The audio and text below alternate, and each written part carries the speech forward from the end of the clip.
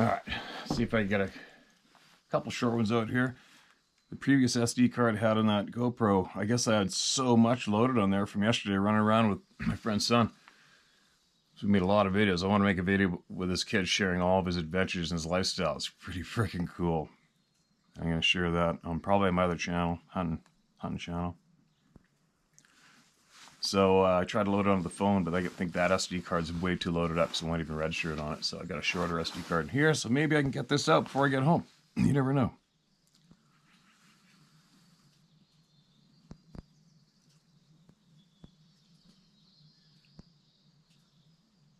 Where are we?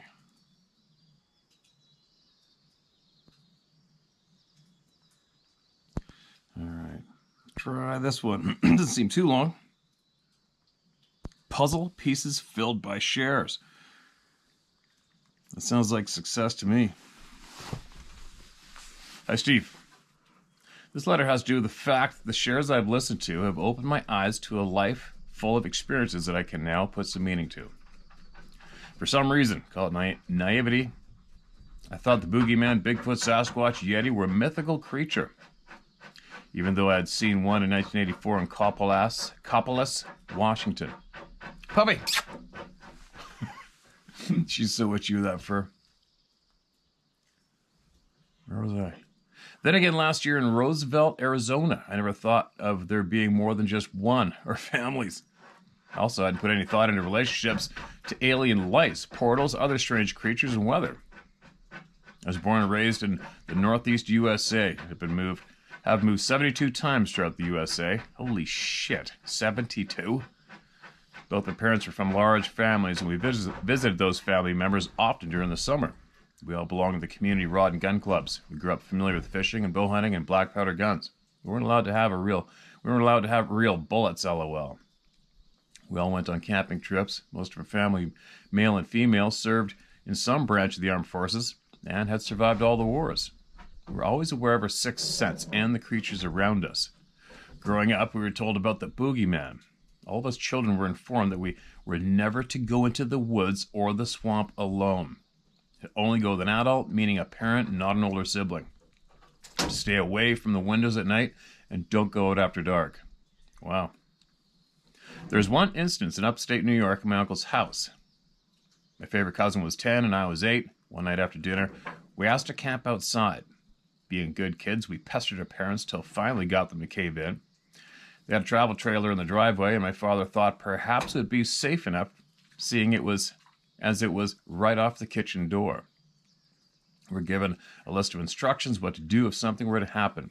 We were told if we heard the dog bark, or if we had something wake us up, we were not to leave the camper until either my father or my uncle came for us. Under no circumstances are we to be outside the camper without them. That night, something did happen. My uncle's dog, Samoyed, 5 years old, was in the camper with us when he woke to a hot white light and a sound. When we woke to a hot white light and a sound. It's like nothing I've ever heard before or since. It was so loud, it made me want to pass out. I know I lost control of my bodily functions, and so did my cousin. Oh. My ears were ringing. It was so loud. I didn't even know that the dog was barking. All of a sudden, the light went out, and it was black. No sounds, no crickets, no nothing. Out of that nothing came a scream, growl, yell that had me shivering deep in my gut. Then the sound of horses screaming like I've never heard before or since. There's a horse from across the street, a big barn. It sounded like they were kicking their stalls and trying to get away from something. I don't know when exactly my uncle and father came for us. My cousin told me her dad was standing at the kitchen door. I then realized my dad was at the camper door, and he ushered us inside quickly past my uncle, who was holding open the door, shotgun in hand. Our moms got us cleaned up and in bed. I'm not sure exactly when the rain started, but by the time I started to settle in, a horrible storm started raging. Lightning, wind, pelting rain. Strikes near the house and the barn. Power went off. No sleep till morning. The next day was sunny and clear, like nothing had happened. My uncle took some of us to get ice cream. When I got back, I heard him telling my parents what he heard in the store. They spoke of the lightning killing some horses at the barn. I remember the dad saying they were screaming before the storm started. I never knew what the light and the sound were. I never knew what made the horrible noise in the barn with the horses. I never thought the weather was a normal storm. I think the horses were killed before the storm. I remember my Grammy telling me, everything you can imagine has either been done or can be. The universe is infinite and so are we. Everything is one. Now, because of the shares here, I think my puzzle has a picture. Thank you so much. God bless you and your family, human and animal. Dolly. Oh, wow, Dolly. Well, it sounds like your parents were in tune. That's for sure. Thank God. They knew the right thing to do. I think I've pushed that nonstop on everybody. If you live rural, you have dogs, and kids aren't allowed out without dogs, period. My friends here, they've got 3 of these big dogs at both farmhouses. This one's stationed here, but man, are they protective. It's good to see. Now, if anybody has anything they can add to that one, you've lived nearby there, maybe in the same time, you can add to this, do it. Share away. We want to hear about it. Man, your family knew what was going on, for sure, and your Grammy sounded like she was one intelligent woman. Thank you for that share. Somebody's going, uh-huh. Okay, let's do one more. One more. 7 in the morning. Have my first coffee. Strangest thing I ever saw. Hello again, Steve. This is Brian from Oregon, and though not Sabe related, it's part of my puzzle. Feel free to use my name. There's a small town due west 20 miles of Eugene called Veneta. Outside of town, there's forested property all the way to the Pacific Ocean, dotted with a few small towns along the way. Just outside of town, there's some property, not sure how many acres, but used to be owned by the Grateful Dead, now owned, I believe, by the county for many years. Every year, in the summer near the 4th of July, they hold what is called the Country Fair.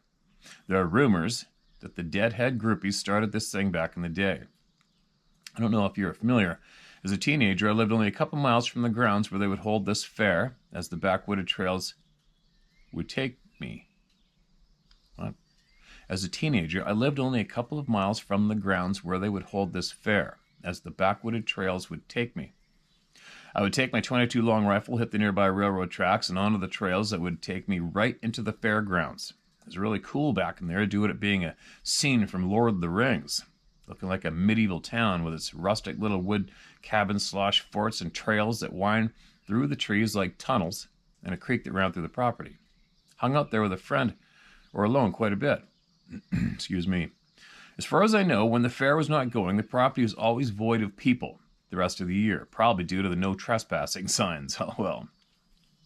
This fair, I always referred to it as the hippie fair, where there was lots of weed, mushroom, and other drug usage, bare boobies, body paintings, and the like to paint the background of this fair. You knew when this fair was about to start because we would get tons of out-of-control out-of-towners, not only from other states, but from other countries. And the rainbow people, cult, that seemed to bring parvo to the locals' pets every year. To be honest, I had bad-mouthed this thing every year and never been to it, so I said to myself, how can I honestly bad-mouth it if I've never been? So, in the summer of, I think, 97 or so, I decided to go along with my wife at the time and her best friend.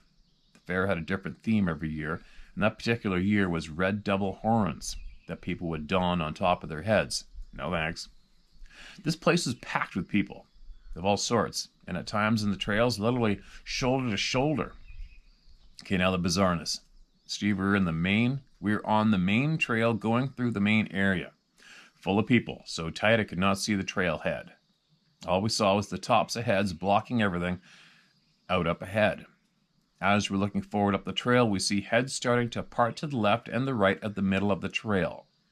Suddenly, we see a head rising above the rest of them by maybe 1.5 to 2 feet taller. It was coming right towards us. People were splitting as he cut through the middle of them. They were getting out of his way. He walked right by me, 2 feet away. This was its appearance. Satyr. This is what my critical mind was telling me. Human from the waist up, 8 feet plus tall, 3 foot wide, very muscular chest and some hair, horns on head. Must have had implants. Goat slit pupil eyes, must be contacts. Freaking inverted goat legs with cloven hooves that had to be 8 inches across. He had a ragged leather flap covering his genitals, and the ground shook like a mini earthquake when he walked by. What? I took a long look at the waist to see if I could notice where the seam of his goat pants were, but saw nothing of the sort. It looked as natural as could be. Then it dawned on me about the legs. The only way this dude was wearing fake goat legs, I thought, was if he had amputated legs at both knees. He did not speak. Nobody spoke to him. He never looked around. He had a stern look on his face, marched through the crowd, then disappeared out of sight. Strange thing was, nobody mentioned a thing about him. No one commented, nor any excitement at what they had just seen. Some awesome Hollywood costume like that, I'm thinking everyone would be talking about it. To me, this thing looked so authentic to an examining eye, I could not get over the fact that people just seemed in a stupor. After this brief encounter, he was nowhere to be found, not hanging around for attention or PR, nothing but a quick appearance. For what reason? So, there was a huge, legless at the knees man who, when he walked, made the ground shake, implants his horns under his skin, wearing contacts and professional custom-made goat legs, and he mastered walking in and somehow seemed to put a stupor on people. These are the facts as I see them. I can see him as clear writing this as I saw him then. Really weird experience. Call me crazy, but I think what I saw was a real satyr. That area has always had a weird factor to it, from witches, self-proclaimed, UFOs, ghostly encounters, and the such. Make of this what you will. But for me, there is much more to this place called Earth than we know, and I think we're going to start witnessing it. People will faint from fear of what is going to come upon the Earth. I believe people who have encountered the Sabe or other chimeras will be prepared for when they reveal themselves in the near future. Thank you, Steve, and the members of the club in return for your ears and a place to feel welcome. I pray God's peace and grace to you all. Sincerely, the Truth Puzzle Life. Okay, that's a what the F story, right? Well, that's a what the hell story, man. Did you hear that one? Big Bear. Me? What? I mean, what am I going to have to say to that one? I haven't a frickin' clue. I never even heard of a frickin' satyr until this past year, probably, but we've had a handful of people, even from British Columbia, emailing in about these goat-footed beings. Goat legs, sheep legs, whatever they've called them. A handful of people have emailed in that description. Isn't that frickin' weird? And what a weird thing for a handful of people spread out around North America to wake up in the morning and think to themselves, I wonder what I'm going to make up today and email into the How to Hunt channel. You know what I mean? So, I'm sharing it. It's been shared. Anybody wants to chime in on this topic, go ahead and do it. Somebody who's there, possibly seen the same thing, well, email in or comment in the comment section below this video. So bizarre. There's so much bizarre shit going on, is there not? Freaking crazy ass shit. I don't know if I want to see one of those things. Alright. So we're going to get one more down here.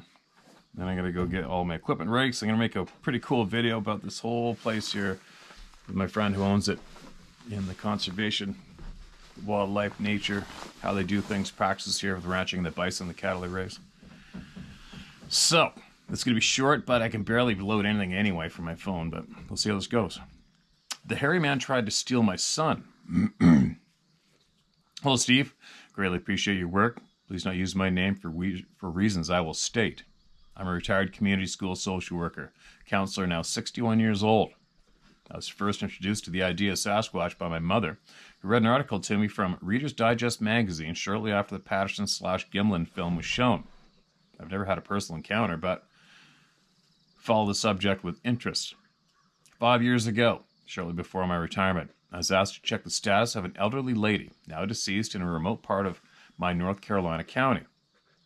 I had to four-wheel around the back of a mountain to get to her home. The lady was fine, elderly, but very clear of mind. After checking out her status, I just shot the breeze with her. For some reason, I asked her, half in jest, if she had ever seen a Bigfoot.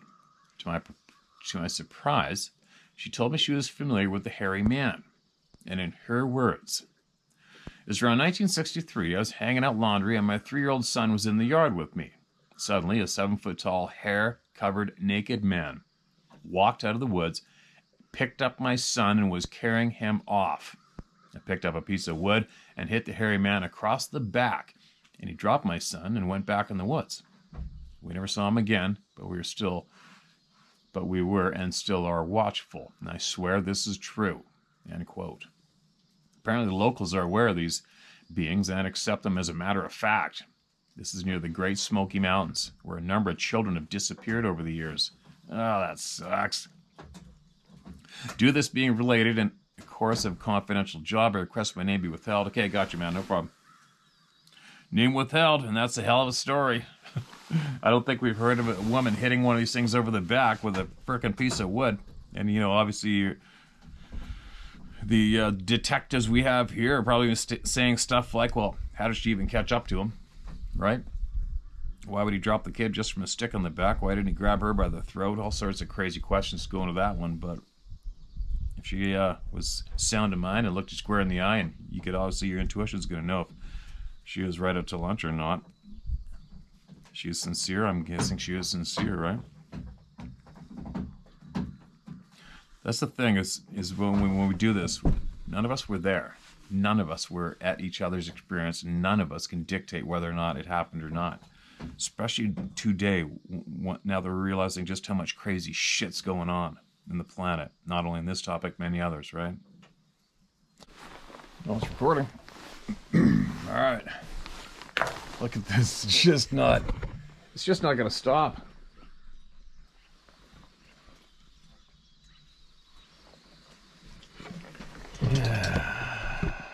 Don't touch it. All right. One more. Look out. Look out.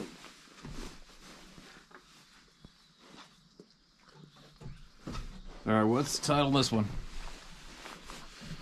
Huge face in the window. Ugh. Just my opinion. Steve Isdall for Prime Minister. Yeah. Could you imagine me in that room? He put me in that room, that wouldn't be good. Because, yeah, there wouldn't be anybody left standing, that's for sure. Body bag them all and get them all out of there. My name is Billy Goforth. I'm 69 years old, and you can use my name because, like you, I don't give a shit what people think, and I'm not out to impress no one. Good for you, man. You're a free man, Billy. Okay, now to my encounter. I was at my sister's house up in Boise, Idaho, and my brother-in-law, C, and my sister and Uncle B, and his wife and his 5 children. All girls, oldest Cherie 12, Sally 11, Nell 10, and the twins Yankee and Rebel, about 3, and I was 11. We went up in the mountains to go for a snow day, but actually the guys were doing some deer scouting for bow season that started the next weekend. We were in a station wagon with snow tires and chains on. So the guys took off, and the women and us kids played in the snow. The men came back just before dark. We had sandwiches and chips for dinner, and then we were going to head back to town. It was getting dark as we started, and my uncle was making a Y-turn to head back, and backed right into the ditch. We were buried, the rear wheels hanging off the ground. Now it's already getting dark, and the men decided to walk to the ranger station, about 6 miles back. We piled into the car, ran the heater for a bit, then shut down the engine. With a bunch of sleeping bags, we covered up. They started telling ghost stories to keep us under control, and some good stories to not scare us too much. We dozed off one by one until I was left. We were laying with Nellie's feet and Sherry's feet my way, as my feet her way. Then Sally's my way, then the twins are up against the rear seat. My sister's in the rear seat, my aunt's in the front seat. Okay, now for the encounter. As I was laying down watching the stars, the window would fog up and I would wipe the window with my hand and continue to stargaze. As I wiped the window, something huge wipes the window on the outside. And then I was staring up some huge nostrils, trying to figure it out. And suddenly, Cherie screams, and I sat up and scrambled to her side of the car, and its face was taking up the window. That is when the comedy of errors start. I screamed, Sally screams, and then it screamed. Everyone is scrambling around in the back of the car and trying to get up from the seat as it moves to the rear window and grab the top of the car and started to shake the car. By now we're all up in the front seats, with the adults screaming and crying. Then we see the tow truck lights coming up the hill, and then it spotlights us, and it's nowhere to be seen. But my brother-in-law is looking into the car saying, "What is going on?" It was about 7 feet tall and black and hair long on top of its head. None on its face but a mustache and beard. The lips were wide and teeth were like ours, but his canines were a little long, but not much. Sparse hair on his chest. Evil look in its eyes, like it wanted to eat me. It was burnt into my mind, and I can still see it today perfectly. It scared me so much that I blocked it out for many years until I started to watch Sabbath stories on YouTube, especially your channel. Bit by bit, it started coming back until I started having nightmares again, and my sister telling that I used to have them back then. As I watched more of your channel, it started to get easier to cope with it. So now I'm ready to share with you and join the club of no return. Thank you for just being honest with yourself and sticking up for your beliefs, and your morals are refreshing. If more people like you and me, the world would be a better place to live. Watch your six, Steve. Just because you're paranoid does not mean that they are not out there. Thanks for all you do, Steve. Billy Goforth. Thanks, Billy. You entered the club of no return the second you saw that thing's nostrils. Welcome to the club. The shit eater. Every single time I hear about somebody with a face in the window, I instantly think of my old girlfriend's encounter with that thing running up the highway with his face filling the window looking at her. I don't know why that experience really had an impact on me, because it was somebody I trusted and know in his first hand, and I got to look at her eyes and listen to her tell that story. And she just really put me there. So I can almost picture it, and what an incredible thing to see something like that filling the window of your vehicle. So yeah, I can only imagine what that was like for a carload of sleeping people, especially after watching ghost stories and being stuck in the middle of nowhere. What a worst nightmare, man. Anyway, I'm going to start packing my stuff. Buddy should be here pretty quick, and we're going to film up this place. I'm going to load up my cooler with a bunch of yummy bison steaks, and then I'm going to start heading south in this frickin' blizzard. What is it, May 29th or something? 30th? I don't know. Or April, sorry. What do you think, doggy? You haven't chewed that skull down to nothing yet? Hey? Haven't you? You big bear dog. Look at that. That's a yummy chew bone, isn't it? Hey? Yeah? What do you think? Big old doggy. Alright, I'm out of here. I'm out of here. Say goodbye to everybody.